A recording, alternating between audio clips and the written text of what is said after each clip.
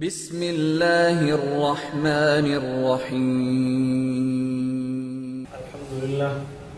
الحمد للہ نحمده ونستعینه ونستغفره ونعوذ باللہ من شرور انفسنا ومن سیئات اعمالنا من يهده الله فلا مضل له ومن يضلله فلا هادي له قال الله تبارك وتعالى في كتابه المجيد والفرقان الحميد أعوذ بالله من الشيطان الرجيم بسم الله الرحمن الرحيم وما أرسلناك إلا رحمة للعالمين عن ابن عباس رضي الله تعالى عنهما قال لما ولد النبي صلى الله عليه وسلم سماه عبد المطلب محمدا صدق الله العظيم وبلغنا رسوله النبي الأمي الكريم ونحن على ذلك لمن الشاهدين والشاكرين والحمد لله رب العالمين. معزز سامعین، مسلک اہل سنت والجماعت سے تعلق رکھنے والے غیرت مند غیور مسلمان بھائیوں، میں نے آپ حضرات کی خدمت میں قرآن کریم کی ایک آیت اور سیدنا ابن عباس رضی اللہ تعالیٰ عنہما کا قول پڑھا ہے. دعا فرمائیں اللہ پاک مجھے اس کی روشنی میں سیرت النبی کے متعلق کچھ کہنے کی توفیق عطا فرمائیں.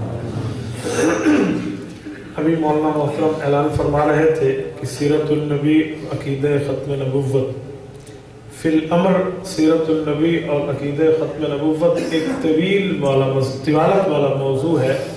میں کوشش کروں گا سیرت کے ساتھ ساتھ عقیدہ ختم نبوت پہ بھی بات ہو جائے. میرے ساتھیوں، سیرت النبی رسول اللہ صلی اللہ علیہ وسلم کے حالات، سیرت کے معنی میں قرآن کریم سے استدلال کرنے لگا ہوں. سنعیدها سیرتها الاولی. حضرت موسیٰ علیہ السلام کو حکم ہوا اس لاٹھی کو نیچے پھینکیے. نیچے پھینکا تو وہ سانپ بن گیا. حضرت موسیٰ علیہ السلام تھوڑے سے پریشان ہو گئے، سانپ بنا. اللہ نے فرمایا موسیٰ پریشان مت ہو، اس کو پکڑ، ہم دوبارہ اس کو ڈنڈا بنا دیں گے، دوبارہ لاٹھی بنا دیں گے. تو لفظ اللہ نے وہاں سیرت الاولی لفظ سیرت استعمال کیا ہے، یعنی حالت، واقعہ اور اس کی کنڈیشن کے متعلق سیرت کہا جاتا ہے. حضور پاک علیہ السلام کے حالات، آپ علیہ السلام کے واقعات، یہ بھی سیرت کا ایک حصہ ہے. اب لفظ سیرت اگر ہم مطلق بولتے ہیں بغیر کسی قید کے تو حضور پاک علیہ السلام کے حالات اور فیکٹر مراد ہوا کرتے ہیں. تو جب رسول اللہ صلی اللہ علیہ وسلم کی سیرت کے بارے میں گفتگو ہو تو کہاں سے بات شروع کر؟ آپ ساتھی مجھے دیکھیں، آپ ادھر دیکھتے ہیں، میں اس لیے شروع میں روک رہا ہوں، آپ مجھے دیکھیں. اگر آپ میری طرف توجہ نہیں کر پائیں گے میں کیا کہہ پاؤں گا؟ کوئی ساتھی آئے جائے اس کو چھوڑیں، آپ مجھے دیکھیں. توجہ. حضور پاک علیہ السلام کی سیرت کہاں سے ابتدا کریں اور کہاں پہ انتہا؟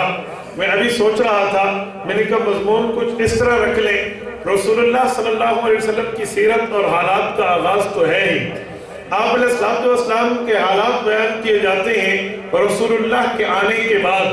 اگر ہم آنے کے بعد حالات کا تذکرہ کریں تو بظاہر یہ کوئی سیرت النبی میں اہمیت والا پہلو نہیں ہوگا کہ دنیا میں ہر بندہ آتا ہے تو اس کے حالات شروع ہو جاتے ہیں، چاہے وہ بندہ اچھا ہو یا برا ہو، اس کی سیرت اور حالات شروع ہوتے ہیں. کیا ہم ایسا دیکھ سکتے ہیں کہ ایک بندہ ابھی آیا نہ ہو، اس کے حالات شروع ہوں؟ سارے کہیں گے نہیں ہو سکتا. ابھی ایک بندے کی اولاد ہی نہیں ہوئی تو اولاد کے حالات کون بیان کرے گا؟ بچوں اور بچی نہیں ہوئے، اس کے حالات کون بیان کرے گا؟ لیکن حضور پاک علیہ السلام پہ غور کیا جائے تو آقا نامدار کی سیرت، حضور کے حالات، حضور کا تذکرہ رسول اللہ صلی اللہ علیہ وسلم کی یاد آنے سے پہلے کائنات میں شروع ہے. میرا آپ یہ دعویٰ سمجھے، پھر اس پہ دلیل. آنے کے بعد تو حالات سب کے ہیں، لیکن آنے سے پہلے جن کے حالات شروع ہیں رسول اللہ صلی اللہ علیہ وسلم کی ذات عالیہ انہی ذوات قدسیہ میں ایک ذات ہے جن کے آنے سے پہلے حالات हालात शुरू हैं। आप कहेंगे आने से पहले हालात कैसे शुरू हैं? ये एक तवील मज़मून है, मैं इससे चंद बातें आप हज़रात की खिदमत में रखने लगा हूँ। हुज़ूर पाक अलैहिस्सलाम के वालिद का नाम अब्दुल्ला, हुज़ूर के दादे का नाम अब्दुल मुत्तलिब, हुज़ूर के परदादे का नाम हाशिम है। अगर तफसील चलाएं तो 21 दादा तक सिलसिला है, लेकिन मैं हाशिम को लेता हूँ। हज़रत हाशिम रसूलुल्लाह के परदादा हैं। हज़रत हाशिम के बारे में असहाबे सियर ने लिखा है, खुसूसन अल्लामा सुहैरी ने भी इस पर रोज़ुल अनफ में कलाम किया है। फरमाया हज़रत हाशिम ने जब मक्का मुकरमा से सफर शुरू किया, अपनी बिजनेस अपने कारोबार के लिए बैतुल मक़दस आए हैं और उस वक्त कारोबार का माल लेकर इनको वापस आना था। मक्का का पहला बंदा यही हाशिम हुजूर का परदादा है, जिसने मक्का मुकरमा में कारोबार की इब्तिदा की है। मक्का में इससे पहले बाज़ाब्ता तौर पे कारोबार नहीं होता था। कुरान करीम ने भी इस कारोबार का इशारा किया है, लईलाफि कुरैश ईलाफिहिम रहलतश शिता'i वस्सैफ। अल्लाह फरमाते हैं तुम्हारा कारोबार गर्मियों और सर्दियों दोनों में होता है। इसकी इब्तिदा करने वाले हुजूर के परदादा हैं। मक्का से सफर शुरू करके बैतुल मक़दस तक पहुंचा करते थे। वहां से सामान के ऊंट लदे हुए मक्का में आकर बेचा करते थे। इन्हीं एक सफरों में हाशिम की मशहूरियत बहुत ज्यादा हो गई। हजरत हाशिम एक सफर शुरू करते हैं, मक्का से निकलते हैं, मदीना मुनव्वरा में रुके। जब मदीना मुनव्वरा में रुके, वहां के लोगों ने उस वक्त मदीना को मदीना नहीं कहते थे, मदीना का नाम यसरब था। हजरत हाशिम के हालात देखे, हाशिम का असल नाम आमिर या अमर है। इनके हालात देखे तो उसके अखलाक से मुतासर हुए। एक कबीला बन ज़ोहरा का आदमी अबू फातिमा मुतासर हुआ। उसने इसके हालात देखकर, इसकी शराफत देखकर इस रिश्ता की ऑफर की कि मेरी बच्ची है, अगर आप उससे निकाह कर लें तो हमारे पास आप जैसा बाअखलाक दामाद आ जाएगा, हमें खुशी होगी। हजरत हाशिम ने उसकी बात को मानते हुए उस खानदान में शादी कर ली। बीवी के साथ 3 रातें गुजारी, फिर चौथी रात वहीं से चलने लगे। कहा मैं वापसी पे जब बैतुल मक़दस और फलस्तीन से वापस आऊंगा, घर वालों को लेके मक्का चला जाऊंगा। कहा बहुत अच्छा। हजरत हाशिम सफर शुरू करते हैं, बैतुल मुक़द्दस में पहुंचे। जब बैतुल मुक़द्दस में हजरत हाशिम ने सामान खरीदा है, हजरत हाशिम का आखिरी वक्त आ पहुंचा, वो वही वफात पा जाते हैं। उनकी वफात पा जाने के बाद लोगों ने उसी जगह उनकी कब्र बना दी। हुजूर पाक के परदादा की कब्र आज भी फलस्तीन में है, वो वापस न आ सके। ये खबर जब मक्का में पहुंची, मक्का मुकरमा में हाशिम की औलाद तो मौजूद थी। हाशिम के एक बेटे नहीं कई बेटे थे। उनको फिक्र लाहक हुई, हमारे वालिद साहब का क्या मामला हुआ। भाइयों को पता चला हमारे भाइयों का क्या मामला हुआ। औलाद तो दूसरी बीवी से और भी, लेकिन एक भाई वो साथ चले हैं। वो और दोस्तों को साथ लेकर मक्का मुकरमा से सफर करके यसरब मदीना के वादी में पहुंचे, ताकि अपनी भाभी जान का पता करें जहां हमारे भाई ने शादी की थी। मतलब हाशिम के भाई हैं, ये मदीना मुनव्वरा पहुंचते हैं। वहां पे पहुंच के पता किया हमारे भाई हाशिम ने यहाँ शादी की। उन्होंने कहा जी हाँ, बाअखलाक आदमी था, फला आदमी ने बच्ची का रिश्ता दिया है, उसकी शादी हो गई है। फरमाया क्या हुआ? कहा एक अरसे के बाद तुम आए हो, उसका एक बेटा भी पैदा हो चुका है, अब बेटा तो चलने फिरने के काबिल है। जब बेटे को देखा गया, ये बेटे का नाम क्या है? मदीना के लोगों ने उसका नाम रखा था, क्योंकि जब ये बच्चा पैदा हुआ, इसके माथे के ऊपर जो बाल बिल्कुल मौजूद थे, इन बालों में सफेदी थी, बाकी बाल काले थे। माथे के ऊपर वाले बाल सफेद थे, तो सफेदी यहाँ बालों में हो, बाकी बाल काले हो तो ये बुरा लगता है। लेकिन इनको बुरा नहीं लगता था, इनको अच्छा लगता था। तो इस बच्चे का नाम, जो हाशिम का बेटा एक वक्त में रसूलुल्लाह का दादा बनने वाला है, इसका नाम रखा गया शैबतुल हमद, कि इसके माथे में सफेदी है। वजह शैबा है, शैबा सफेदी को कहते हैं। और साथ हमद कहा कि वो सफेदी खूबसूरत लगती है, बदसूरत नहीं लगती। ये शैबतुल हमद रसूलुल्लाह के दादा। अब इनका नाम अब्दुल मुत्तलिब कैसे पड़ा? असल नाम तो अब्दुल मुत्तलिब नहीं है, जरा आगे सुनिए। इनके चचा مطلب جو ہاشم کے بھائی تھے، ان کے والد کے بھائی تھے، تایا لگتے تھے، یہ ایک بچے کو جو اس کا بھتیجا حضور کا دادا اور اسی وقت بچے ہیں اپنے ساتھ لے کر مکہ مکرمہ واپس آئے تاکہ ہم اسے ددیال میں لے جائیں، دادے اور باپ کے گھر کو جا کر دیکھے۔ والدہ نے اجازت دے دی۔ عبد المطلب کو جو اس وقت شیبۃ الحمد تھے اپنے ساتھ اونٹی پر سوار کیا، 1 ہفتے کا سفر کیا۔ اس 1 ہفتے کے سفر میں عبد المطلب کے کپڑے میلے ہو گئے، بچے تھے، جب اترتے تو کھیلتے تھے، زمین پہ کھیلنے کی وجہ سے، زمین کے دھول کی وجہ سے کپڑے میلے ہو گئے۔ جب مطلب مکہ میں داخل ہونے لگا، لوگوں نے پوچھا مطلب یہ بچہ تو نے ساتھ لیا ہے، یہ بچہ کون ہے؟ عبد المطلب یہ بچے کے بارے میں پوچھا کون ہے، تو ان کے چچا مطلب نے یہ ناگواری محسوس کی کہ میں کہوں گا بھتیجا ہے، لوگ کہیں گے بھتیجوں کو کپڑے تو چچا اچھا دیا کرتا ہے، تو نے اسے صاف کپڑے کیوں نہ دیے؟ اپنی اس شرم کی وجہ سے لوگوں کو کہا ہاذا عبدی، ہاذا عبدی، یہ میرا بیٹا، یہ میرا غلام ہے، میرا غلام ہے۔ غلام کہہ کے اندر داخل کیا۔ اب بمانا غلام، اسی وقت سے شیبہ کا نام عبد المطلب پڑا کہ مطلب کا غلام، سمجھے؟ یہ عبد المطلب حضور پاک علیہ السلام کے اس پردادا کا ذکر میں نے کیوں کیا؟ حضور کی سیرت کے حالات پہ پہلے دیکھ لیں ساتھی، دیکھ لیں، میں رک جاؤں گا، آپ میں سے کسی نے پیچھے دیکھ کر میں رک جاؤں، میں ناراض بھی نہیں ہوتا، لیکن میں آپ کو سکھا، میں علماء کی کلاس پڑھا تو میں مولویوں کو کہتا ہوں کہ اللہ کے بندے میں گفتگو کر رہا ہوں تو آپ پیچھے دیکھتے ہیں، یا تو پیچھے سے آرام سے ایک دفعہ دیکھ لیں ساتھی، دیکھ لیں یہ دروازے ہیں اور ادھر پنکھے وغیرہ لگے ہوئے ہیں، آپ دیکھ لیں، نہیں میں پریشان نہیں ہوتا، اللہ کی قسم نہیں ہوتا، ہمارا مزاج نہیں ہے، مولوی کا کام جھڑکنا نہیں ہے، سمجھانا ہے۔ میں تمہیں سمجھاتا ہوں کہ جب بندہ کسی کے پاس بیٹھتا ہے تو اسے دیکھ کے بات سنے، میری طبیعت خراب نہیں ہوتی، میں نے پھر چوتھا گیئر لگا کے بات شروع کر دینی ہے، آپ نے مطلب نہیں سمجھنا، میں اب دعوے کی دلیل دے رہا ہوں، آپ نے پیچھے دیکھنا شروع کر دیا۔ میں نے پہلے کہا کہ کوئی اٹھے، کوئی آئے، کوئی جائے، آپ نے پیچھے دیکھنا ہے، چلو اب تو پیچھے نہیں دیکھیں گے نا، یہ پہلے دیکھ لیجیے سب ساتھیوں، یہ انسان کی عادت ہے، الانسان حریص اذا ما منع۔ حضرت بیٹھے ہیں کہ جب کسی بندے کو کسی چیز سے منع کرو نا، اس میں حرص پیدا ہو جاتا ہے، یار منع کیوں کر رہا ہے؟ میں آپ کو کہوں گا نا پیچھے نہیں دیکھو، آپ سب نے مڑ کے دیکھنا ہے، یار وجہ کیا ہے؟ تو اس لیے کہتا ہوں ایک دفعہ ساری چیزیں دیکھ لیں تاکہ بندے کا شوق ہی ختم ہو جائے۔ دیکھ لیا؟ ابھی بھی ساتھی ادھر دیکھیں، اب مجھے فرمایا میں شروع کروں، پھر تو نہیں دیکھنا، آپ نے کسی روکا تو میں پھر رک جاؤں گا۔ میں نے دعویٰ کیا دنیا میں آنے کے بعد حالات شروع ہیں، رسول اللہ کے حالات آنے سے پہلے شروع ہیں۔ اس دعوے پہ دلیل دینے کے لیے ذرا اگلا جملہ سمجھنا، حضور پاک کے پردادا کو یسرب میں رشتہ کیوں ملا؟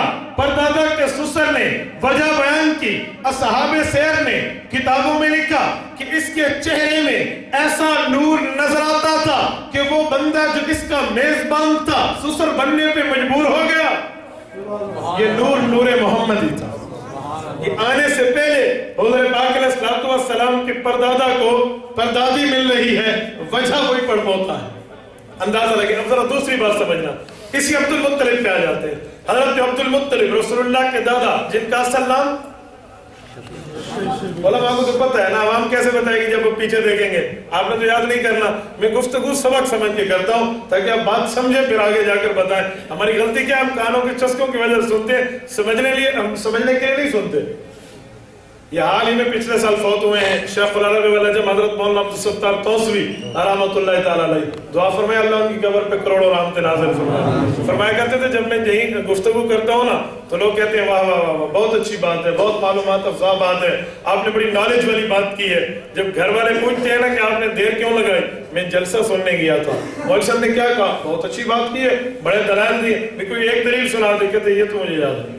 اس کی وجہ کیا ہوتی ہے؟ نہیں ہنسانے کے لیے، سمجھانے کے لیے بات کر رہا ہوں۔ وجہ کیا ہوتی ہے؟ وجہ یہ ہوتی ہے کہ ہم نے کبھی ادھر ادھر دیکھنے کے شوق پورے کیے تو ہم بعد میں سمجھ۔ رسول اللہ کے دادے کا اصل نام کیا تھا؟ سارے ساتھی بولے اصل نام کیا تھا؟ شیبۃ الحمد۔ میں نے اس کی وجہ بتائی ہے، چلو اللہ کرے آپ کو یاد رہ جائے۔ حضور پاک علیہ السلام کی شیبۃ الحمد دادا جب بڑے ہوئے اور مکہ مکرمہ کے متولی، مکہ مکرمہ میں مسجد حرام کے متولی بنتے ہیں، تو ایک وقت آتا ہے حضرت عبد المطلب نے ایک قسم اٹھا لی تھی، اللہ مجھے بیٹا عطا کر دے، اللہ مجھے بیٹا عطا کر دے۔ حضرت عبد المطلب کی شادی ہوئی اور بیٹا نہ ملا، بیٹا آتے آتے بیٹیاں پیدا پہلے ہوئی، پھر بیٹے آتے آتے آخر میں پھر بیٹی آئی، پھر ایک بیٹے کے لیے انہوں نے اللہ سے دعا کی، اللہ مجھے بیٹا عطا کر دے تو میں چاہے زمزم کے اوپر ٹھہر کر تیرے لیے ایک قربانی کروں گا۔ اور ایک قسم اور بھی جاہلیت میں کھائی جاتی تھی، وہ قسم کیا تھا کہ اپنے بیٹے کو ذبح کر کے قربانی پیش کروں گا۔ تو انہوں نے بھی یہی قسم کھا لی، اللہ یہ کام کرا دے، وہ کام ہو گیا۔ اب جب حضرت عبداللہ حضور پاک کے والد حضرت عبد المطلب سے پیدا ہوئے اور بڑے ہوئے، چلنے پھرنے کے قابل ہوئے، تو وہی قسم چکانے کا ٹائم آیا۔ اب میں نے قسم چکانی ہے عبد المطلب کو قسم یاد آتی ہے حضرت عبداللہ حضور کے والد کے لیے کہ ان کے لیے میں نے قربانی کرنی تھی، قسم اٹھائی تھی، اچھا میں یوں کام کرتا ہوں۔ جب حضرت عبداللہ کے لیے آگے بڑھے کہ ان کو پکڑ کے قربانی کے لیے لے جاؤ، ان کی بہنیں تو بڑی ٹھہری تھی، بہنیں تو بھائیوں سے پیار کرتی ہیں، وہ باپ کے پاؤں پڑ گئی، ابا نانا ہمارا تو چھوٹا بھائی ہے، بڑا پیارا اور لاڈلا بھائی ہے، حضور پاک کے والد کے بارے میں ان کو مت لے جائیے، کسی اور کی بات کر لیتے ہیں۔ انہوں نے کہا نہیں انہیں لے جاؤں گا، لیکن بیٹیوں کے اصرار پہ باپ کو جھکنا پڑا، چلو نہیں لے جاتا۔ اس وقت ایک طریقہ اور ہوا کرتا تھا کہ جو بندہ بیٹے کی قسم کھاتا اسے قربان کروں گا، اگر وہ قسم پوری نہ کر سکتا تو پھر 10 اونٹ کفارے میں دینا پڑتے، 10 اونٹوں کو ذبح کروں گا۔ اچھا چلو بھائی، حضرت عبد المطلب نے عبداللہ کو ایک طرف بٹھایا، 10 اونٹوں کو ایک طرف رکھا، جب ان میں قرآن اندازی کی، پھر عبداللہ کا نام لکھلا، یہ 10 کے بجائے کہا اور 10 ہو جائیں گے، پھر 20 اونٹ کیے، پھر عبداللہ کا نام لکھلا، مسلسل 10 دفعہ قرآن اندازی کی، جب 100 اونٹ قربانی پہ تیار ہوئے، پھر اونٹوں کا نام۔ اب ذرا ترتیب دیکھیں، میں آخر وجہ بتاؤں گا کیا بنی۔ اور اس کے بعد ان 100 اونٹوں کو قربان کیا گیا ہے حضور پاک علیہ السلام کے اس دادا کی زندگی کے لیے، حضرت عبداللہ کے لیے۔ حضرت عبد المطلب ہیں، یہ بیت اللہ کے متولی ہیں۔ ایک وقت آیا ہے حضور پاک علیہ السلام کی پیدائش سے پہلے الم تر کیف فعل ربک باصحاب الفیل، اس سورت کا شان نزول اٹھا کے دیکھو۔ ابرہہ ایک کافر ہے، یمن سے چلتا ہے اور یہ صنعاء کا رہنے والا، یمن کا دارالخلافہ کا رہنے والا ہے۔ خانہ کعبے کا بغض اس کے دل میں ابھر رہا ہے، یہ خانہ کعبہ کو نعوذ باللہ ڈھا دینا چاہتا ہے، وہیں سے چلا ہے۔ میں نے واقعہ نہیں سنانا، ایک لفظ کے استدلال کرنے لگا ہوں، آپ نے واقعہ سنا ہوگا۔ مکہ مکرمہ پہنچا اور اس نے آ کر یہ ارادہ کیا، اب میں ہاتھی لایا ہوں، اونٹوں کو گرا دوں، اور جانا ان ہاتھیوں کے ذریعے کعبہ کو گرا دوں گا۔ راستے میں مکہ کی حدود سے پہلے اسے بہت سے اونٹ چلتے ہوئے ملے، اس نے پوچھا یہ اونٹ کس کے ہیں؟ پتہ کرنے پہ معلوم ہوا کہ کعبۃ اللہ جس کو تو گرانے آیا ہے یہ اس متولی کے 200 اونٹ چڑھ رہے ہیں۔ تو انہوں نے کہا پکڑ لو، جس کعبے کو گرانے آیا ہوں اس کا متولی میرے سامنے آئے گا، اس کو اونٹ بھی پکڑ لو، اس سے بات بھی کر لیں گے۔ حضرت عبداللہ کو پتا، حضرت عبد المطلب کو پتا چلا میرے 200 اونٹ ابرہہ نے پکڑ لیے ہیں۔ عبد المطلب ان سے بات کرنے کے لیے وہاں پہنچے ہیں۔ اب ذرا توجہ رکھنا، علامہ سہیلی نے روض الانف میں، حضرت کاندھلوی نے سیرت المصطفیٰ میں اس بات کی تصریح کی ہے۔ فرمایا جب رسول اللہ کے حضور پاک کے دادا ابرہہ کافر سے بات کرنے گئے، ابرہہ بڑا متکبر تھا، اپنے تخت پہ بیٹھا تھا، اپنے تخت کے ساتھ کسی اور کو نہیں بیٹھنے دیتا تھا کہ وہ میرے برابر ہو جائے گا، اس کا تکبر میں حرف آ جائے گا۔ تو اس نے جب حضور پاک علیہ السلام کے دادا کو دیکھا، حضور پاک علیہ السلام کے دادا میں، دادا کے ماتھے میں نور محمدی چمک رہا تھا، اس سے بیٹھا نہ گیا۔ اب یہ سوچنے لگا یہ بندہ تو بڑا وجیح ہے، بندہ تو بڑا باروب ہے، عزت دار آدمی لگتا ہے، اسے تو صاحب تخت پہ بٹھانا پڑے گا اور میری جو ہے نا تکبر میں فرق آ جائے گا۔ چلو کیا کروں، یہ نیچے اترا، نیچے اتر کے خود بھی نیچے قالین پہ بیٹھا، عبد المطلب کو بھی وہیں بیٹھا۔ یہ اندازہ دیکھیں حضور پاک علیہ السلام کے آنے سے پہلے خاندان کے اندر اور اکابر کے اندر نور محمدی کی جھلک۔ نیچے بیٹھا، حضرت چلو اس پہ بھی ایک بات سن لیں. عبد المطلب سے پوچھا کیسے آنا ہوا؟ انہوں نے فرمایا آپ نے میرے 200 اونٹ پکڑے ہیں، میں ان اونٹوں کو چھڑانے کے لیے آیا ہوں. اس نے کہا عجیب بات ہے، کعبہ کے متولی ہو، میں کعبے کو گرانے آیا ہوں، اس کی بات نہیں کرتے ہو، اونٹوں کی بات کرتے ہو. پیغمبر کے دادے کا جواب سننا. حضرت عبد المطلب نے فرمایا انا رب الابل وللبیت ربہ، میں اونٹوں کا مالک ہوں، اس کی بات کروں گا. بیت اللہ کا مالک خدا ہے، وہ تجھ سے نمٹ لے گا. الم تر کیف فعل ربک باصحاب الفیل، وہ تجھ سے نمٹ لے گا. اس نے اونٹ چھوڑ دیے اور اس کے بعد عبد المطلب آئے اور آ کر دعا کی. کعبے کا کنڈا پکڑ کے آپ اس دعا کو پڑھیں. اللہ کی قسم بندہ ہل جاتا ہے. اللہم ان المرء یمنع رحلہ فمنع رحالک وانصر علی آل السلیم وعابدیہ اليوم آلک لا یغلبن محالہم ومحالہم ابدا محالک لا یغلبن محالہم. کہہ کے حضرت عبد المطلب رونے لگے. ایک لمبی دعا ہے میرے بھائیو. حضرت عبد المطلب کہنے لگے اللہم ان المرء یمنع. جب بندہ رب سے دعا کرتا ہے اللہم کہتا ہے، اللہم نہیں کہتا، لیکن انہوں نے الف گرایا ہے. علماء سے وجہ پوچھنا، وجہ یہاں حسن ہے اور اللہ کے سامنے تضرع ہے. اللہ لوگ اپنے گھروں کی حفاظت کرتے ہیں، ہر بندہ اپنے گھر کی حفاظت کرتا ہے، وہ اپنے گھر پہ غیر کی آنکھ کو برداشت نہیں کرتا.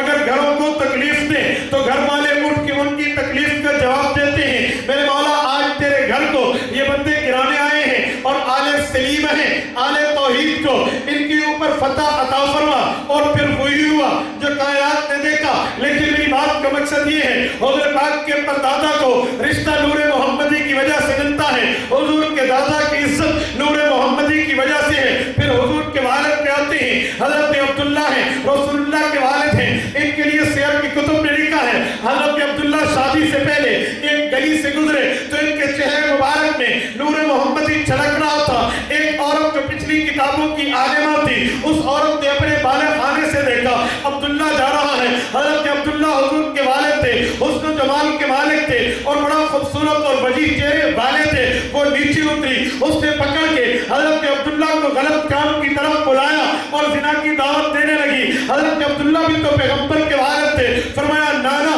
ان الکلیم یحمل ارضہ و دینہ.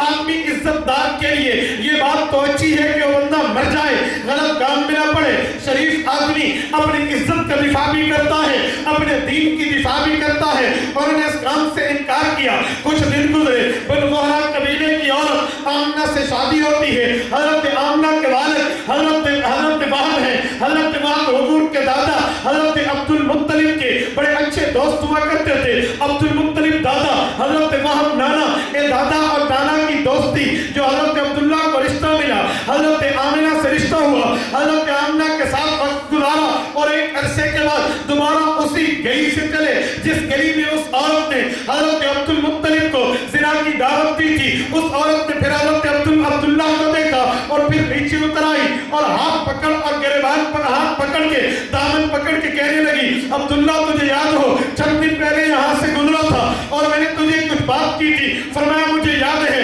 اس نے کہا اب میں اس بات کی دعوت نہیں دیتی. انہوں نے کہا کیوں؟ توبہ کر لی ہے غلط کاموں سے. اس نے کہا غلط کام کی بات نہیں ہے، توبہ کی بات نہیں ہے. میں نے اپنی کتابوں میں پڑھا ہے ایک آخری نبی آئے گا، اس کے والد کی شکل ایسی ہوگی. میں نے آپ کے چہرے میں اس شکل کو دیکھ لیا تھا جو میں نے کتابوں میں پڑھا. پھر آپ کے چہرے میں وہ نور چمک رہا تھا. میری خواہش ہوئی کہ وہ نور میرے بطن میں اور میرے پیٹ میں منتقل ہو جائے، لیکن اب میں دیکھ رہی ہوں وہ نور تیرے ماتھے میں نہیں ہے. وجہ کیا ہے؟ حضرت عبداللہ کہنے لگے میں شادی کر چکا ہوں. اب اندازہ اس بات سے اور اس روایت سے لگا سکتے ہیں کہ حضور آئے نہیں ہیں. تذکرہ پہلے سے آنے سے پہلے سیرت کا گویا آغاز ہے. آنے سے پہلے حضور پاک کی یادیں ہیں. آنے سے پہلے حضور پاک علیہ السلام کا تذکرہ ہے. دنیا میں بندہ آتا ہے، آنے کے بعد تذکرہ ہے. میرا پیغمبر ایسا ہے، آنے سے پہلے تذکرہ.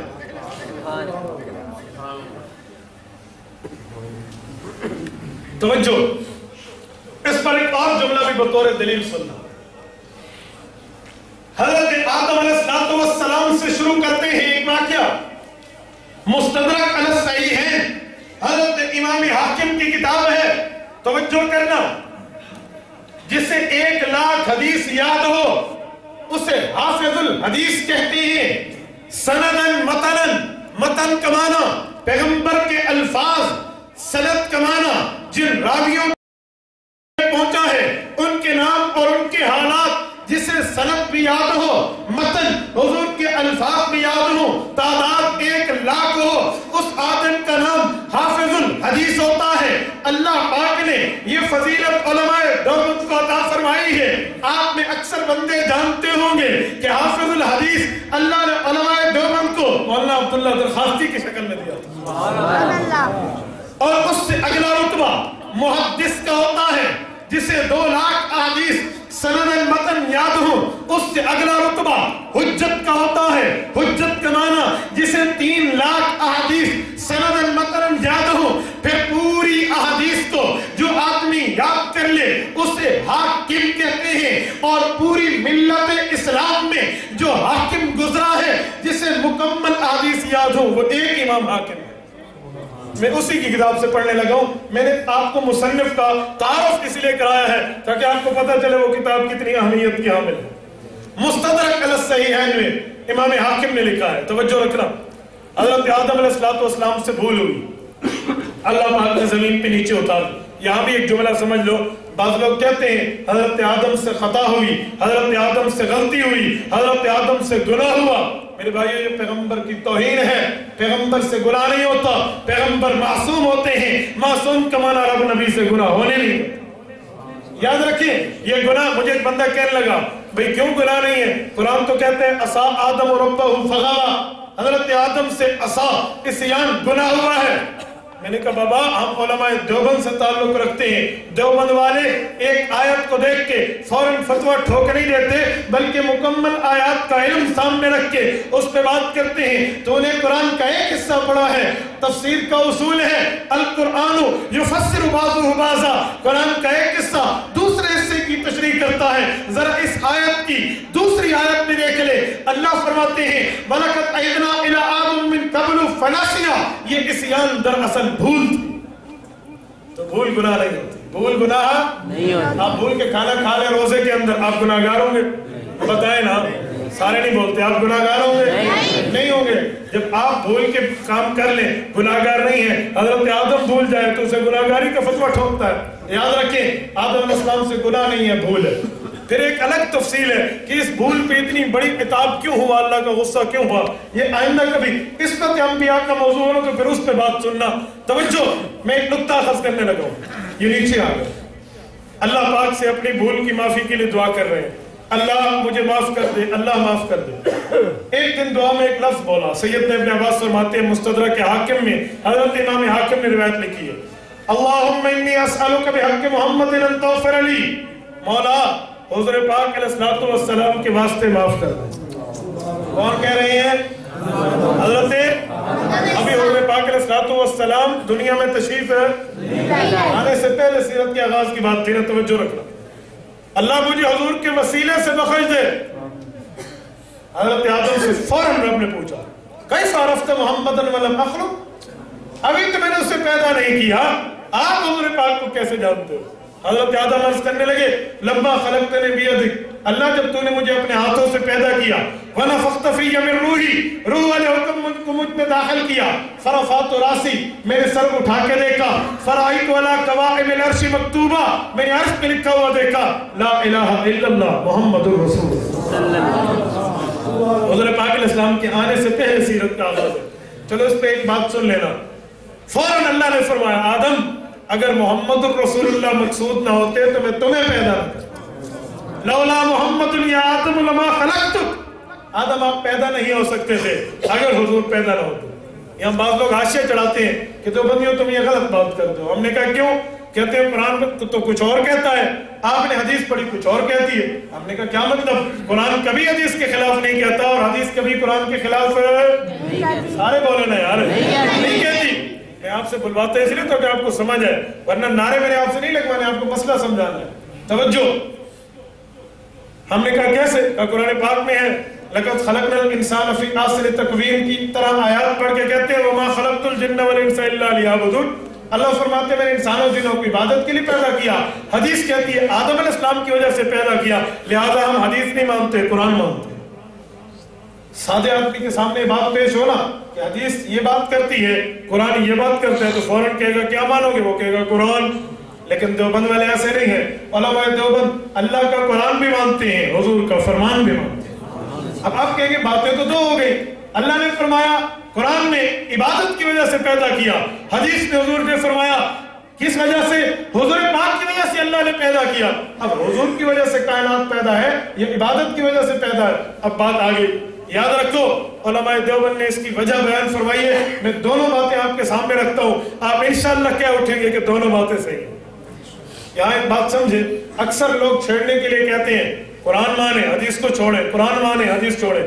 میں نے کہا بابا دیوبند والے مانتے ہیں قرآن ایمان کا حصہ ہے اور قرآن کا رتبہ بہت بڑا ہے، لیکن یاد رکھو قرآن پاک کا رتبہ بہت بڑا ہے، قرآن ماننے سے پہلے حدیث ماننی پڑتی ہے۔ آپ نے سبحان اللہ جان بوجھ کے نہیں کہا کہ آپ پریشان ہو گئے کہ اس بات کی دلیل کیا ہوگی۔ ہم استاذی فرماتے رہتے ہیں ہم آپ کے وکیل ہیں، وکیل کے ذمہ دلیل ہوتی ہے، میں نے دعویٰ کیا ہے دلیل بھی دوں گا انشاءاللہ۔ توجہ، میں نے کہا رتبہ کس کا بڑا ہے؟ قرآن کا۔ کس کا بڑا ہے؟ قرآن پاک کا۔ اور ماننے میں پہلے کیا ہے؟ حدیث پاک۔ لوگ کہیں گے وہ کیسے؟ قرآن کسے کہتے ہیں؟ کس کی بات؟ کس کی بات؟ حدیث کسے کہتے ہیں؟ کس کی بات؟ حضور پاک علیہ السلام کی۔ یہ قرآن قرآن ہے، یہ قرآن ہے، اللہ کی کتاب ہے، اسے مانو۔ یہ کس نے کہا؟ کس نے کہا؟ آپ لوگ کہہ رہے ہیں اللہ نے تو ہمیں نہیں کہا، یہ ہمیں کس نے کہا؟ اور ہم نے حضور کی بات کو سچا مانا، پھر قرآن پاک کو مانا، پہلے حدیث مانی۔ پھر سمجھاؤ، حضور نے فرمایا یہ قرآن قرآن ہے، ہم نے حضور کی بات سچی مانی، پھر قرآن کو سچا مانا، تو حضور کی بات کو حدیث کہتے ہیں، پہلے حدیث مانا پھر قرآن مانا۔ جب تک حدیث نہ مانے قرآن پہ ایمان بن نہیں سکتا۔ تو دو باتیں کیسی؟ عبادت کی وجہ سے پیدا ہوئے، یہ جو ہے نا کیا کہتے ہیں حضور کی وجہ سے۔ اس کی یہ مثال سمجھ میں یہاں آیا ہوں، کوئی مجھ سے پوچھے آپ کیوں آئے ہیں، میں کہوں گا حضرات علماء اور بھائی ادریس کی دعوت پہ آیا ہوں۔ اور کوئی آپ سے پوچھے مولوی صاحب کیوں آئے تھے، آپ کہیں گے تقریر کرنے کے لیے آئے۔ اور ایک بندہ باہر ٹھہر کے کہے یار یہ بات کیسے ہے، ہم نے مولوی صاحب سے پوچھا، اس نے کہا میں بھائی ادریس کی دعوت پہ آیا ہوں، اور لوگوں سے پوچھا انہوں نے کہا تقریر کرنے کے لیے آئے ہیں۔ یہ دو باتیں ایک دوسرے کے مخالف ہیں۔ عقل مند بندہ کہے گا نا نا یہ دونوں باتیں ٹھیک ہے، تھوڑی باریک بینی سے دیکھو مولانا کہ یہاں آنے کا سبب بھائی ادریس کا دعوت دینا ہے، یہاں آنے کی وجہ تقریر کرنا ہے، سبب الگ ہے وجہ الگ ہے۔ اسی طرح کائنات پیدا ہوئی، سبب حضور پاک علیہ السلام ہے، حضور کے سبب کائنات پیدا ہوئی، کائنات پیدا ہوئی، اس کی وجہ اللہ کی عبادت ہے، سبب اور ہوتا ہے وجہ اور ہوتی ہے۔ تو دونوں باتیں ٹھیک ہے، فہم میں آ گیا۔ چلو میں کیا بات کر رہا تھا، حضرت آدم نے حضور پاک علیہ السلام کی بات کی۔ آپ اندازہ لگائیں حضور کے آنے سے پہلے حضور کا تذکرہ ہے۔ پانچویں دلیل لینا حضور پاک کے آنے سے پہلے تذکرے تھے۔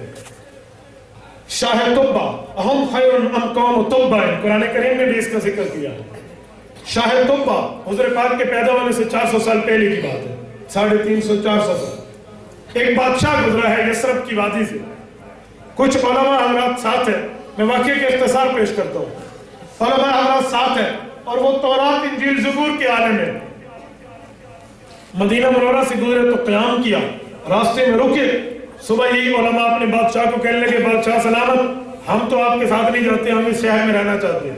بادشاہ نے پوچھا ناراض ہو؟ کہا نہیں ناراض تو نہیں ہے۔ وجہ؟ انہوں نے کہا ہم نے جو کتابیں پڑھی ہیں نا اپنی پہلی کتابیں آسمانی، انہوں نے ہمیں بتایا ہے کہ جو آخری نبی آئے گا اس کا شہر ایسا ایسا ہوگا، ہم نے اس شہر کو رہ کر دیکھ لیا ہے، یہ وہی شہر ہم رہنے دو۔ بادشاہ نے کہا چلو ٹھیک ہے، بادشاہ نے وہاں رہنے دیا اور وہ وہاں رہ گئے ہیں۔ حضور پاک علیہ السلام کے آنے سے پہلے بادشاہ نے ایک ایک کو مکانات بنوا کے دیے اور وہاں رہنے کی اجازت دے دی۔ جب یہ رہنے لگے پھر بادشاہ نے ایک الگ مکان بنوایا اور بادشاہ کہنے لگا اے میرے علماء کی جماعت، جس عالم جس نبی کے لیے تم نے یہاں رہنا پسند کیا ہے، یہ میں نے اس کے لیے مکان بنوایا ہے، تمہاری زندگی میں آئے میری طرف سے اسے گفٹ کرنا، اگر تمہاری زندگی کے بعد آئے تو جو بندہ تمہارے خاندان میں ہو اسے میری وصیت کرتے چلے گا۔ اور پھر بادشاہ نے خط لکھا رسول اللہ کے نام. سیر کی کتابوں نے اس کے وہ خط کے الفاظ نقل کیے ہیں. وہ لکھتا ہے شہدت علی احمد انہ رسول من اللہ بار نسبی فلو مت عمری الى عمره لکنت وزیر اللہ وابن عمی وجاہدت بالسیف اعداءہ وفرجت عن صدرہ کل غمی. اے اللہ کے نبی میں گواہی دیتا ہوں آپ اللہ کے نمائندہ بن کر آئیں گے اور آپ کو اللہ نے دنیا میں بھیجنا ہے. اے کاش میری عمر آپ کی عمر تک لمبی ہو جاتی تو میں آپ کا وزیر اور چچا صاحب بھائی بن کے ساتھ دیتا, اور اگر آپ کے اوپر کوئی دشمن حملہ آور ہوتا میں اپنا سینہ آگے کر لیتا, آپ کو بچا لیتا. میں اس شعر کی مکمل نہیں, ایک جملے کی تھوڑی تشریح کھولتا ہوں. لکنت وزیر اللہ وابن عمی, آپ کا وزیر بھی ہوتا, چچا زاد بھائی بھی ہوتا. چچا زاد بھائی یہ کیسے ہو سکتے ہیں؟ تو 400 سال پہلے کیا چچا زاد بھائی کیوں کہا, کزن کیوں کہا؟ اس کی وجہ سننا, وزیر کے ساتھ چچا زاد نہیں کہا کہ وزیر جو ہوتے ہیں وہ اپنے بادشاہوں سے تنخواہ لیتے ہیں, تنخواہ لیتے ہیں نا, پیسے کی بلبوتے پہ ساتھ دیتے ہیں. فرمایا وزیر بھی بنوں گا چچا زاد بھی رہوں گا, یعنی بغیر تنخواہ کے آپ کے ساتھ چلوں گا. آپ اندازہ لگائیں, بغیر تنخواہ کے آپ کے ساتھ چلوں گا. یہ اس بات کا اشارہ ہے کہ اس بادشاہ نے مخلص ہو کر رسول اللہ کو آفر کی. ایک وقت آیا جب رسول اللہ مدینہ آتے, آپ علیہ السلام کی اونٹنی مبارک مدینہ میں گھر کے سامنے بیٹھ جاتی ہے. ابو ایوب انصاری کا مکان ہے, حضور رہنا شروع کر دیتے ہیں. لوگ کہتے ہیں ابو ایوب رسول اللہ کے میزبان تھے. میں نے کہا نانا آپ گہرائی میں جاؤ, ابو ایوب مہمان ہیں, حضور میزبان ہیں. لوگ کہیں گے کیسے, یہ گھر تو ابو ایوب کا تھا, میزبان ابو ایوب ہونا چاہیے. میں نے کہا نانا جس گھر میں ابو ایوب رہتے تھے یہ وہی گھر تھا جو سالوں پہلے بادشاہ رسول اللہ کے لیے بنوا گیا. حضور اپنے مکان میں رہے ہیں, مہمان نہیں بنے, میزبان بنے. یہ حضور پاک علیہ السلام کے آنے سے پہلے کی سیرت ہے. یہ ایک پہلو ہے. ذرا آنے کے بعد کے حالات کو دیکھتے ہیں. رسول اللہ صلی اللہ علیہ وسلم جب دنیا میں آئے, آنے کے بعد رسول اللہ صلی اللہ علیہ وسلم کا تذکرہ کیسے ہے, توجہ رکھنا. ذوق تازہ ہے سب کا, سب کا ذوق تازہ ہے. میں نے ایک تصویر آپ کے سامنے رکھی ہے, ذرا دوسری تصویر پہ آتے ہیں. حضور پاک علیہ السلام پیدا ہوئے, کنز الاموال میں روایت موجود ہے. سیدنا ابن عباس رضی اللہ عنہ فرماتے ہیں کہ جب حضور پیدا ہوئے سماہ عبد المطلب محمد, حضرت عبد المطلب حضور کے دادا نے حضور پاک کا نام رکھا, عبد المطلب نام محمد رکھا, محمد نام رکھا گیا. ہم نے عبد المطلب سے یہ بات پوچھی, یعنی راویوں کے واسطے سے عبد المطلب سے لوگوں نے پوچھا آپ نے اپنے پوتے کا نام محمد رکھا ہے, وَلَمْ تُسْلِ مِنْ آبَائِهِ محمد, آپ سے پہلے آپ کے آباء و اجداد گزرے ہیں, کسی نے اپنے بیٹوں کے نام محمد نہیں رکھا, آپ نے یہ نام کیوں رکھا ہے؟ اس نے کہا سمیتہ اردت ان یحمدہ اللہ تعالی فی السماء ویحمدہ الناس فی الارض. لوگوں میں نے اس پوتے کا نام محمد اس لیے رکھا ہے, میں چاہتا ہوں اللہ محمد کی تعریف آسمانوں میں کرے اور لوگ زمینوں میں. کیوں؟ محمد کا معنی کیا ہے؟ محمد مادہ حمد سے نکلا ہے, الذی اجتمعت فیہ صفات المحمودۃ کلھا, جس میں تمام قسم کی تعریفیں جمع, اس کو محمد کہتے ہیں صلی اللہ علیہ وسلم. پھر یہی محمد یہ نام رسول اللہ کو ملا ہے. اور حضور پاک علیہ السلام دنیا میں آئے ہیں, بچپن کے ایک حالات ہیں, میں اس کو چھوڑتے ہوئے نبوت کی زندگی پہ آتا ہوں. ذرا توجہ رکھنا, حضور پاک علیہ السلام کی اعلان نبوت ہوتا ہے اور رسول اللہ صلی اللہ علیہ وسلم کو نام نامی محمد ملا اور حضور پاک کی امت کو کلمہ ملا, لا الہ الا اللہ محمد الرسول اللہ. پڑھ لیجیے کون سا ملا؟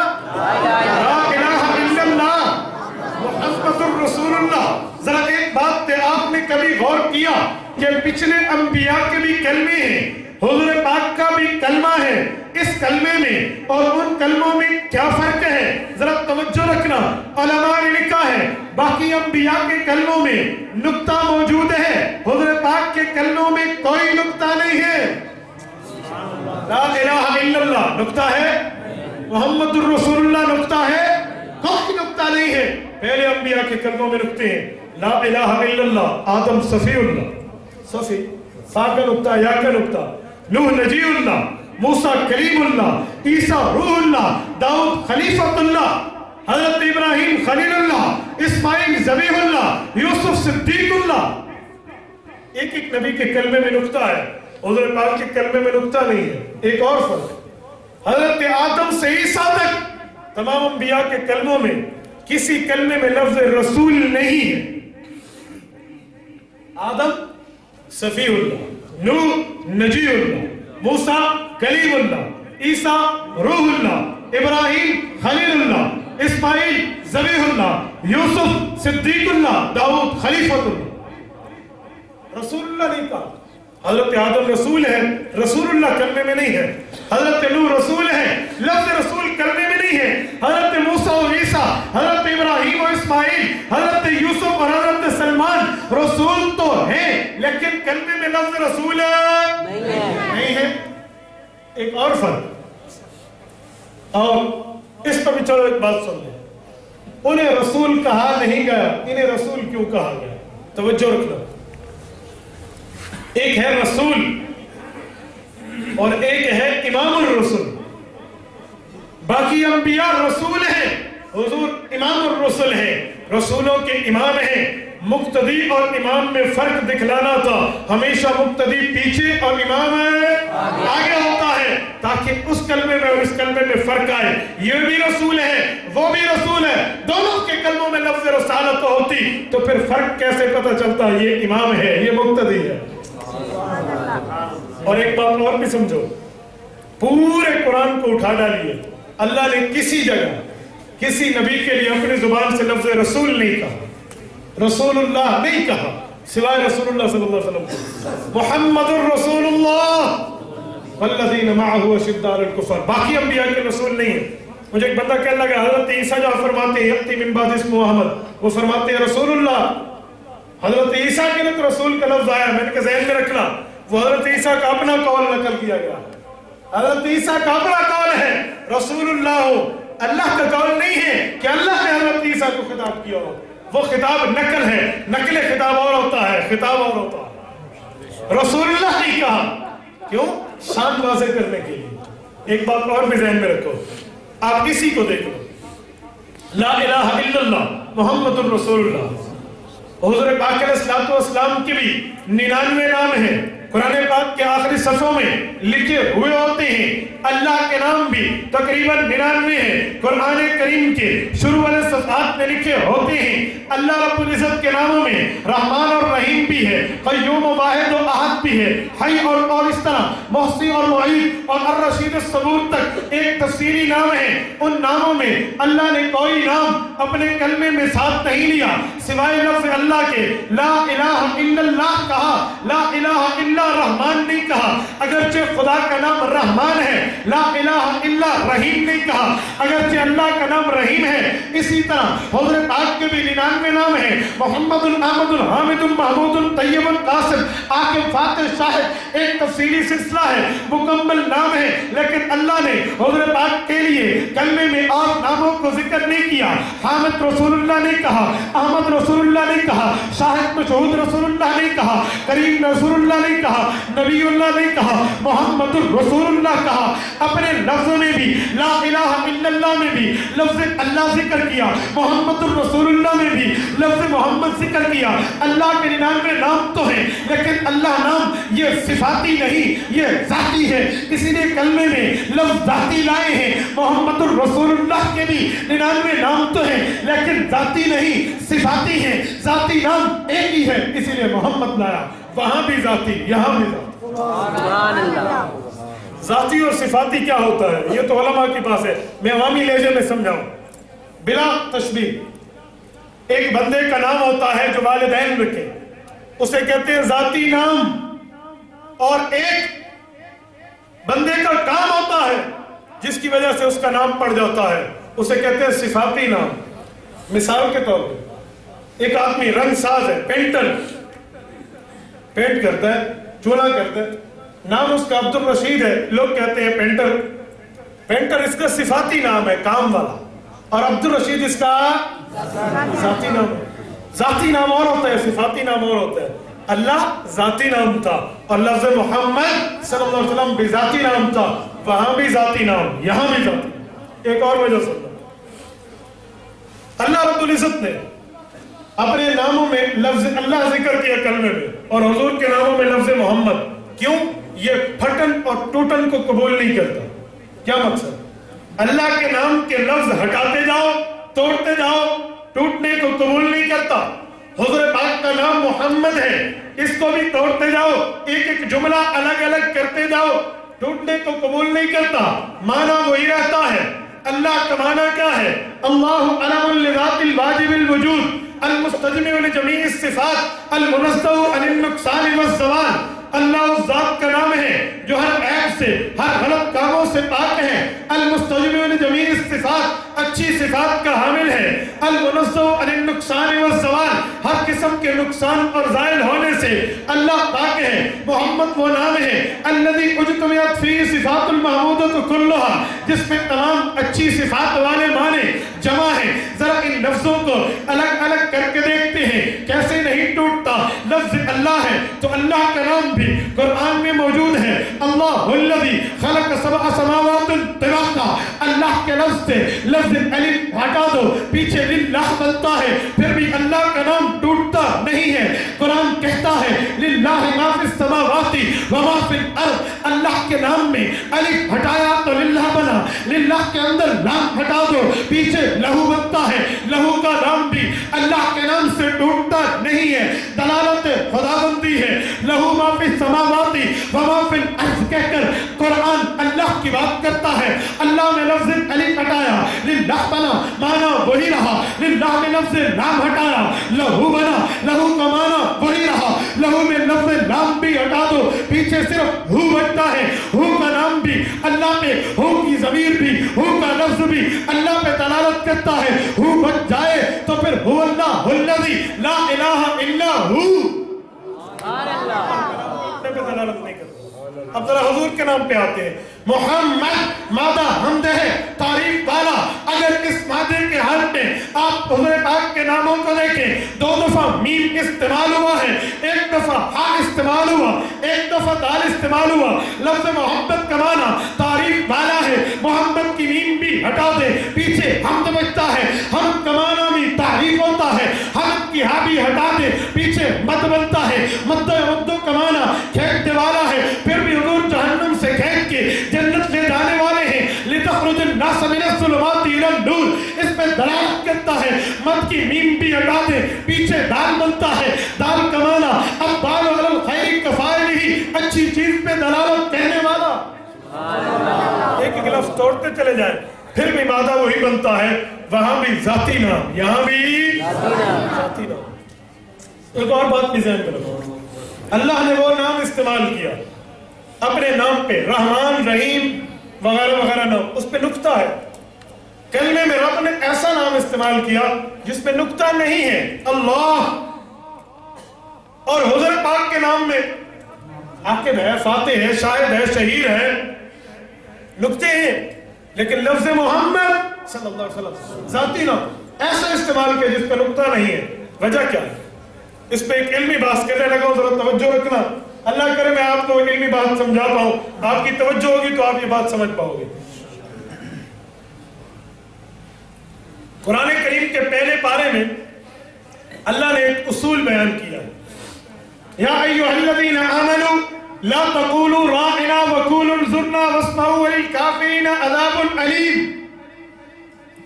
اس آیت میں اللہ نے فرمایا اے ایمان والو، پیغمبر کو راعنا مت کہا کرو، انظرنا کا لفظ کہو. کافروں کے لیے دردناک عذاب ہے. کیا معنی؟ وَلِلْكَافِرِينَ عَذَابٌ عَلِيمٌ، کافروں کے لیے دردناک عذاب ہے. آپ راعنا نہ کہو، انظر نہ کہو. کیا مطلب؟ انظرنا اور راعنا میں کیا معنی چھپا ہوا ہے؟ صحابہ کرام جب حضور کے سامنے بیٹھ کر حضور پاک کا خطاب مبارک سنا کرتے تھے تو جو صحابی حضور سے دور بیٹھے ہوتے انہیں آواز نہ آتی تو دور والا عرض کرتا یا رسول اللہ راعنا، یا رسول اللہ راعنا، اے اللہ کے نبی ہماری رعایت کیجئے، ایک بار پھر ارشاد فرما دیجئے تاکہ ہم سمجھ سکیں. راعنا رعایت کیجئے. جب صحابہ یہ لفظ بولتے تو کچھ بے ایمان بھی تو بیٹھے ہوتے. یہودی قسم کے لوگ جو اوپر سے اپنے اندر سے ان کے منافقین وہ اس لفظ سے فائدہ اٹھا کے کہتے رائنا رعینا، ایسے لفظ ملا کر رعینا کہتے لگتا رائنا۔ رعینا کا معنی عبرانی زبان میں غلط ہوتا تھا، وہ رعینا کہتے میرا چرواہا، چرواہا گڈریو کہتے، رائنا رعایت کرو، چرواہا کو کہتے، وہ اپنے دل کی آگ بجھانے کے لیے رعینا کہتے۔ سعد بن معاذ رضی اللہ عنہ بیٹھے تھے اور ایک یہودی نے پیچھے سے رائنا کے بجائے رعینا کہا، انہوں نے دے مارا تھپڑ۔ آپ علیہ السلام کے سامنے رونے لگا، حضور نے پوچھا سعد کیا بات ہے؟ کہ مجھے تھپڑ مار دیا، میں نے تو رائنا کہا۔ حضرت سعادت کہنے لگے یا رسول اللہ میں عبرانی اور سریانی جانتا ہوں ان یہودیوں کی زبانیں، یہ رائنا نہیں کہا، اس نے رعینا کہا ہے، اس کا معنی غلط ہوتا ہے۔ لو کان السیف منی لضربت عنقا، تلوار میرے پاس ہوتی تھپڑ کیا میں گردن جدا کر دیتا، گستاخی میرے سامنے برداشت نہیں ہے مجھ سے۔ اچھا یہ لفظ ابھی بات ہو رہی ہے، اللہ نے آیت اتار دی، اے ایمان والو آج کے بعد پیغمبر کو راعنا مت کہنا، اگر راعنا کا لفظ ادا کرنا ہو عربی میں دوسرا لفظ دے رہا ہو انظر نہ کہو، اس کا معنی بھی رعایت ہوتی ہے۔ اگرچہ راعنا کا ایک معنی ٹھیک ہوتا تھا، ہمارا رعایت کرو، اور ایک معنی برا ہوتا تھا۔ اللہ پاک نے پیغمبر کے حق میں وہ چیز بھی مناسب استعمال نہیں سمجھی جس کا ایک معنی اچھا ہو ایک معنی برا۔ ادب دیکھیں، کوئی ایسا لفظ جس سے اچھا معنی بھی نکلے برا بھی نکلے، اللہ پاک نے وہ لفظ نہیں کہنے۔ اسی طرح صحابہ انظر اللہ کہنا شروع ہو گئے۔ اب ذرا نکتے کو سمجھو، نکتہ، نکتہ کسے کہتے ہیں؟ میں کہوں توجہ کرنا، ایک نکتہ بیان کرنے لگا ہوں، ایک اچھا معنی نکتہ آ رہا ہے، ایک نکتے کا معنی اور بھی ہوتا ہے، یار اس پہ نکتہ لگا دو نا، ذرا اس پہ نکتہ چینی کچھ اوپر کر دو، نکتہ نکالا اس سے، اس کے اوپر نکتہ لگ گیا، اعتراض آ گیا، ایک معنی غلط بھی ہوتا ہے۔ اللہ نے ذاتی نام وہ دیا رسول اللہ کو جس پہ نکتہ بھی نہیں ہے تاکہ ایک معنی ٹھیک ہے ایک معنی برا ہے، وہ اعتراض بھی نہ ہو، سمجھے؟ ایک میں نے وجہ بیان فرمائی، وجہ بیان علماء نے تو اور بھی بیان فرمائی ہے، میں نے آپ کے سامنے ایک رکھی ہے، اسی لیے بلکہ اس پہ ایک اور بات بھی سمجھ لیں، یہ اس پہ آپ کو ایک مثال دے دیتا ہوں۔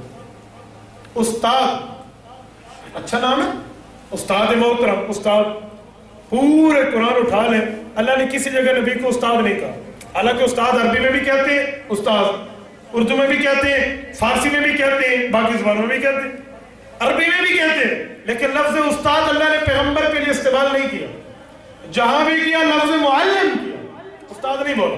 وَيُعَلِّمُهُمُ الْكِتَابَ وَالْحِکْمَةَ، معلم کا اِنَّمَا بُعِثْتُ مُعَلِّمًا، پیغمبر کہتے ہیں میں معلم بنا کر بھیجا گیا، استاد نہیں کہا۔ کیوں؟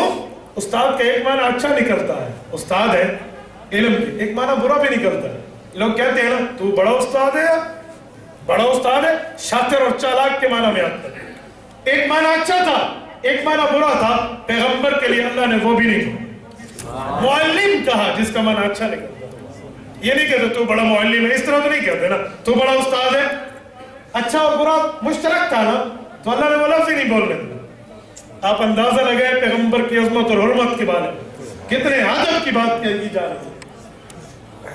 اس لیے کہتے ہیں با خدا دیوانہ باز، با محمد ہوشیار، رب کے ساتھ جیسے دیوانگی میں کہہ دینا ہے کہہ دینا ہے، لیکن حضور پاک کی شان میں ہوشیاری سے کہنا۔ اس پر ایک مثال لو، حضرت موسیٰ گزر رہے ہیں، ایک بندہ بیٹھے مجذوب ہے، اللہ تو پوری کائنات کو سنبھالتا ہے، تھک گیا ہوگا، اللہ میرے پاس ہوتا میں تجھے چابی کرتا، تیرے پاؤں دباتا، تیرے سر میں کنگھی دے دیتا، اس سے جوئیں چنتا، نعوذ باللہ، ایسے ایسے الفاظ۔ حضرت موسیٰ نے کہا او بندے خدا کیا کہہ رہا ہے؟ غلط ہے، لیکن بالکل غلط، فوراً اسے توبہ کری۔ اللہ پاک نے فرمایا حضرت موسیٰ سے میرا بندہ مجھ سے پیار کی باتیں کر رہا تھا، کیوں روک دیا؟ خدا دیوانہ تھا۔ لیکن پیغمبر علیہ السلام کے لیے کوئی ایک جملہ کہہ جائے اس کا اسلام مانو گے؟ پیغمبر علیہ السلام کی تو ہر چیز پاکیزہ، ایک بندہ نعوذ باللہ کہہ دے حضور کا بٹن پلید تھا، مسلمان مانو گے؟ یہ بٹن کی بات ہے، کس کی بات ہے؟ بٹن کی بات ہے۔ اور بیوی کو مکمل لباس کہا گیا قرآن میں، ہن لباس لکم، اور جو پیغمبر کی بیوی مکمل لباس کو غلط کہے یہ ایک الگ موضوع ہے، توجہ رکھنا۔ اس لیے پیغمبر کی طرف پلیتی کی نسبت نہیں ہوتی، جس میں دو معنی موجود ہوں وہ نہیں کہا جاتا۔ لفظ استاد نہیں بولا، کیا بولا؟ لفظ معلم بولا۔ حضور پاک علیہ السلام کی سیرت کے آغاز پہ میں نے بات کرنا شروع کی تھی، مجھے دوران پرچی آئی کہ آپ ختم نبوت پہ بات کریں۔ ابھی مولانا نے بھی فرمایا کہ ختم نبوت پہ بات ہو، میں ٹائم کو بھی دیکھتا ہوں، دو موضوعات کو بھی دیکھتا ہوں۔ ابھی سیرت کا عنوان پورا نہیں ہے ختم نبوت کا، چاہے تو سیرت شروع کر لیں، چاہے تو میں اسی کو بات شروع کر دیتا ہوں۔ کر لیں ختم نبوت پہ بات؟ چلو میں اس سیرت کو یہیں روک دیتا ہوں۔